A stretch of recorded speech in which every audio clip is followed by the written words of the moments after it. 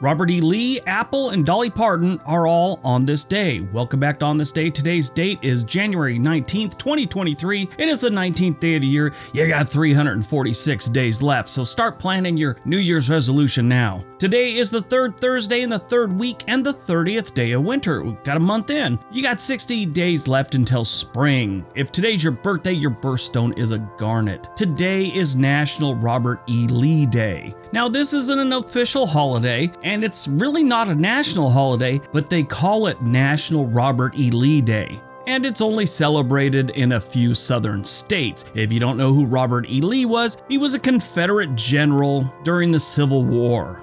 He's pretty much the main general. Robert Edward Lee came from a blue blood Virginia family, many of whom were legends in U.S. military, so he got into the family business, so to speak, and went to West Point. He graduated second in his class in 1829. For a long time, his military career didn't involve any direct action or anything, really. That was until 1845, when the United States went to war with Mexico. He met and worked with several soon-to-be high-ranking officials across the Army, including George Pickett, Ulysses S. Grant, and Winfield Scott. Lee was also serving on the staff of Scott when Mexico City was captured in 1847. Lee greatly impressed his superiors and peers alike with his operations during the war, and he earned promotion after promotion. In his biography thing, this is what it says. It says, going from the title of major, which it's actually a rank, not a title, to lieutenant colonel, and then later colonel. So that's the natural progression of things. Soon after the war with Mexico ended, the Civil War started.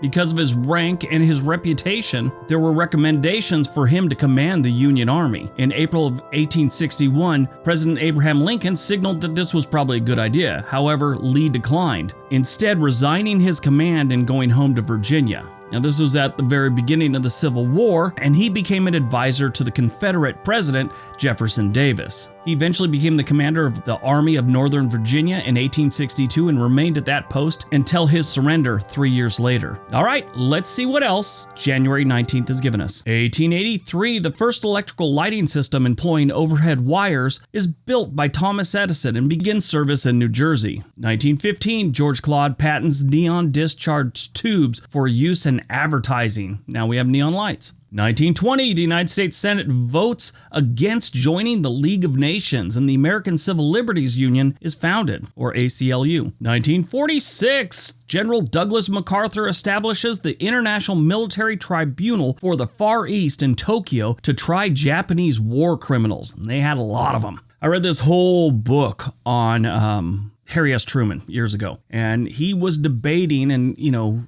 talked to different advisors and stuff on whether he should drop the bombs on Nagasaki and Hiroshima. And one of the arguments that was put forth that he really, I wouldn't say enjoyed, but really took to, was that Japan wasn't following the rules of war. They were killing and mistreating prisoners. Being a prisoner of war, you're not supposed to be at a country club, but when they're just killing them for no reason and forcing them to do slave labor and different things like that, there's rules. Japan wasn't following those rules. And they said he kind of got this attitude, well, if they're not going to follow the rules, why should we? 1981, the Iran hostage crisis. United States and Iranian officials sign an agreement to release 52 American hostages after 14 months of captivity. 1983, the Apple Lisa, the first commercial personal computer from Apple Computers to have a graphical user interface, basically Windows, and a computer mouse, is announced. So back before this, let's say you wanted to, get a spreadsheet out or something like that, you would have to type a bunch of stuff into the computer and a program would pop up.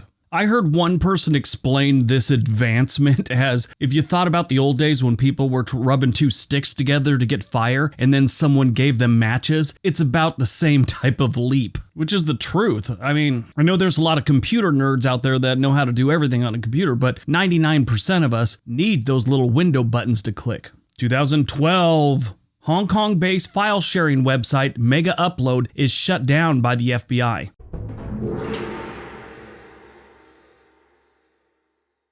Mega Uploads came out around the same time that all those different things like Napster and Pirate Bay, all these different downloading things. If you don't know what was going on with these, you could type in a movie and download it for free. Type in a book, download it for free. Music, download it for free. Now, there were a few different sites. Mega Upload was one of the biggest ones. Now, in the early days of the internet, this started to become a serious problem with the movie industry, the music industry, and everyone else. There's still a little of it going on these days, but not like it used to be. We were just talking about Apple. The music file sharing sort of went by the wayside because of Apple. The old days of music, we all remember you had to buy a whole CD or a whole album, and you got 2 songs you liked and a bunch of garbage along with it. Apple made it so you could download one song. At the time, it was like 99 cents. To a lot of people, that 99 cents was a lot easier than having to go through the hassle of downloading it from someone like Mega Uploads or Napster or whatever. Things have changed in the different industries, and like I said, there's still some of these websites where you could download things, but since the industry sort of adjusted to this changing world, digital piracy isn't taking as much from those industries as it used to, so they really don't go after these different websites as hard as they used to.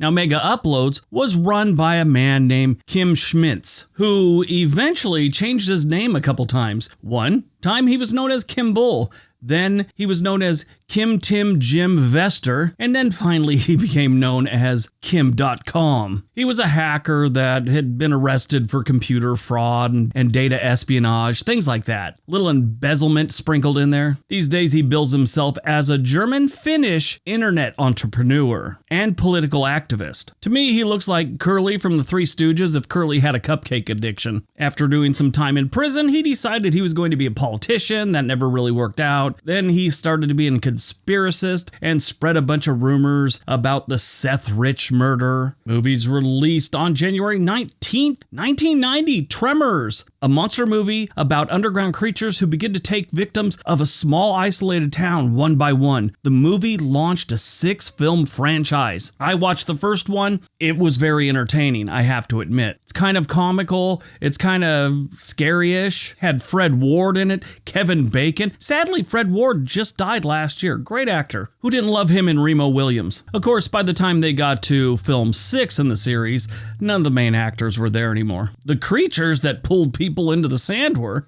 You know, as I just looked at it, one actor did make it through the whole series. His name's Michael Gross. He played a guy named Bert Gummer, and he was like, 5th on the line of popularity and number 1. By number 6, he was the main guy. Yeah, if you get a chance, though, watch the first one. It's entertaining. Born on January 19th, 1946, Dolly Parton. I don't have to tell any of you who Dolly Parton is, but she is the blonde, flamboyant country singer who released 26 number 1 Billboard hits, including Jolene, Coat of Many Colors, and 9 to 5. Jolene is a great country song. Miley Cyrus redid it. I mean, everyone's redone it, but Miley Cyrus redid it, and it was a pretty good song. Interesting fact, that's apparently based on a real situation. Some interviews, Dolly Parton said it 100% happened, and then other situations were that it was just a little bit of it and she just added a story to it. But apparently, a girl down at the bank was getting a little too flirtatious with her husband while she was on the road, and so Dolly Parton had enough of it, went down and talked to her. The main thing was she wrote a song about the situation. Dolly Parton grew up alongside 11 brothers and sisters in a 1-bedroom cabin in Appalachia, Tennessee.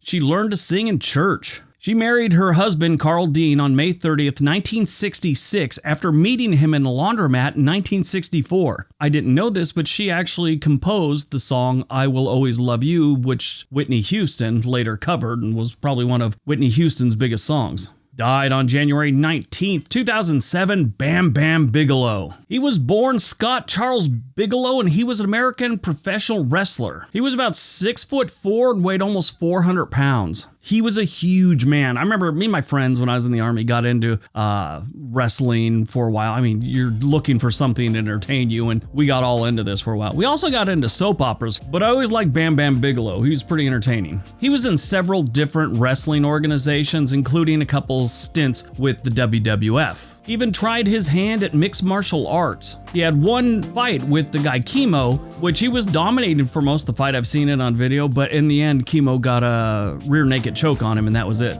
Bam Bam Bigelow died on January 19, 2007 at the age of 45. It was an overdose. All right, that's today's video. Hope you guys enjoyed it. Hope you got some information out of it. Now go out, have a great day, and be nice to each other.